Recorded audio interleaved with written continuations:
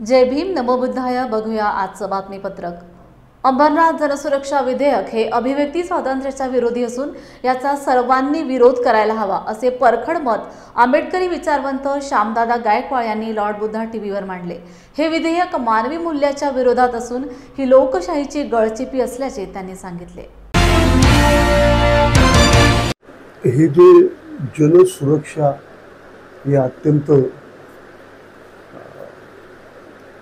फसवणाऱ्या आणि दिशाभूल करणाऱ्या नावानं हे जे बिल येतंय हे जनतेच्या सुरक्षेसाठी अजिबात नाही आहे. तर प्रचंड कर्जामध्ये महाराष्ट्र शासन बुडालेलं आहे. त्याचबरोबर महाराष्ट्र शासनानं कल्याणकारी शासन ही त्याची भूमिका कधीच सोडलेली आहे. अनुसूचित जाती, अनुसूचित जमाती, शेतकरी, आरोग्य, शिक्षण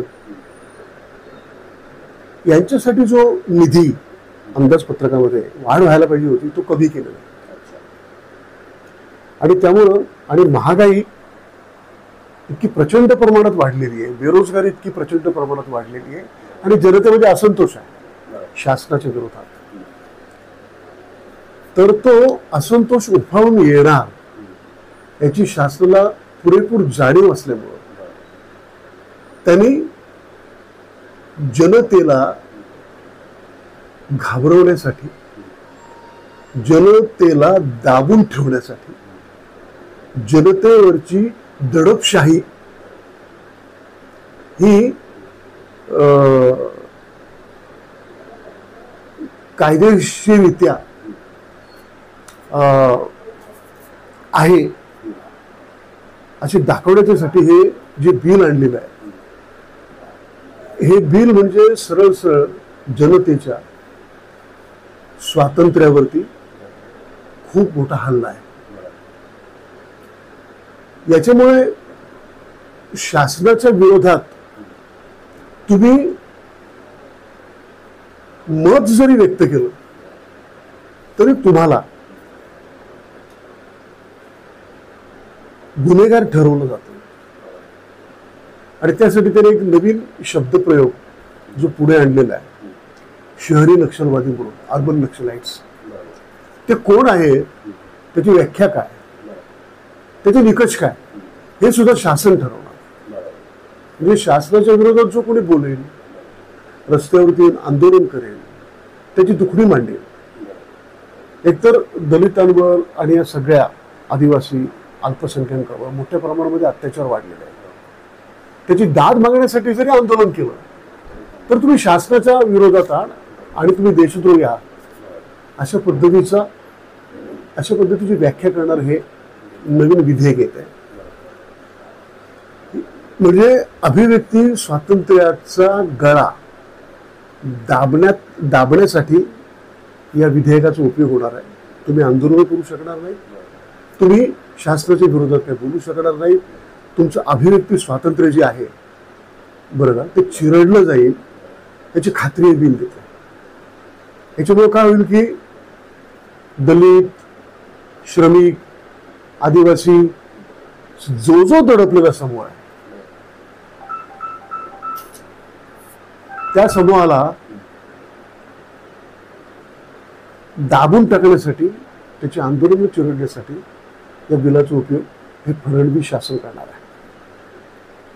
विशेष म्हणजे असं की कोणावरती काही आरोप केले, एखादी संघटना ही शासनाच्या धोरणाच्या विरोधामध्ये जर आंदोलन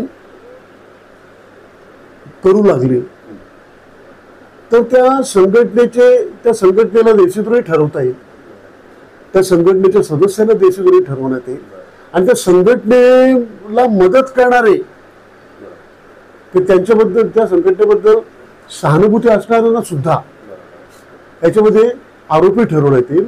आणि त्याच्यासाठी जी सजा आहे ती अत्यंत मोठी सजा. त्याच्यानंतर दंड जे आहे तो 3 लाखाच्या पुढे. आणि तुमच्यावरती अन्याय झालाय असं तुम्हाला वाटलं त्यासाठी तुम्ही अपीलात जाऊ शकता, पण अपील दाद मागण्यासाठी जी यंत्रणा आहे ती सुद्धा शासनाचीच आहे. म्हणजे शासनाच्या बरं का पगारावर जी संस्था चालणार आहे, म्हणजे जे प्राधिकरण उभं केलं जाणार आहे अपिलीय प्राधिकरण, ते शासनाचंच. म्हणजे तुम्ही दाद सुद्धा मागायची जे अन्याय करणार आहेत त्यांच्यावरती, आणि तुम्हाला न्याय मिळण्याची सुतराम शक्यता नाही.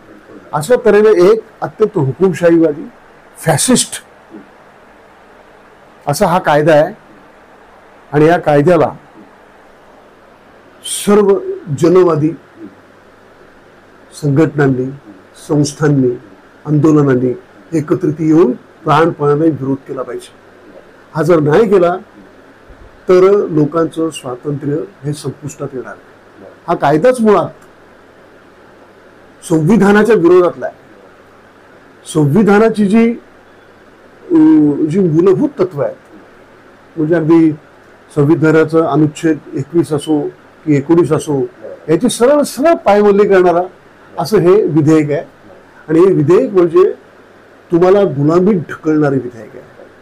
त्यासाठी जे मी स्पष्टपणे सांगेन, याच्या पाठीमागे फार मोठी जात्यांध धर्मांध फॅसिस्ट अशी शक्ती कार्यरत आहे, ती RSSची आहे. RSSला देश गुलाम बनवायचा. आणि त्यासाठी एक लक्षात घ्या, आपलं जे संविधान निर्माण झालं हे स्वातंत्र्याच्या आंदोलनाच्या सर्वव्यापी अशा चळवळीतून संविधान निर्माण झालं, ज्याच्यातून आपल्याला सर्व प्रकारचे स्वातंत्र्य मिळाले. ज्यांचा स्वातंत्र्याच्या आंदोलनामध्ये काडीचा सहभाग नव्हता, किंबहुना जे संविधानाच्या विरोधात त्यावेळेला होतं आणि आताही आहेत, त्यांना या देशाचं संविधान संपुष्टात आणायचं. त्याचा प्रारंभ या विधेयकापासून करणार आहे. त्यामुळे जनतेनं जागरूक राहायला पाहिजे आणि लक्षात ठेवलं पाहिजे की आता नव्या स्वातंत्र्य आंदोलनाची गरज आहे. त्यामुळे जनतेनं जागरूक राहायला पाहिजे आणि लक्षात ठेवलं पाहिजे की आता नव्या स्वातंत्र्य आंदोलनाची गरज आहे. पहिलं स्वातंत्र्य युद्ध जे झालं, जे स्वातंत्र्याचं आंदोलन झालं, ते परकीय ब्रिटिशांच्या बरोबर झालं. आता वैदिक ब्राह्मणी फॅसिस्ट शक्तींच्या विरोधात हे दुसरं स्वातंत्र्य सुरू होणार आहे. त्यासाठी सगळ्यांनी एकत्रित येऊन संविधानाची रक्षा करण्यासाठी आणि तुमच्या मूलभूत अधिकारांची रक्षा करण्यासाठी हे आंदोलन छेडलं पाहिजे. आणि या बिलाला, म्हणजे या विधेयकाला कडाडून विरोध केला पाहिजे.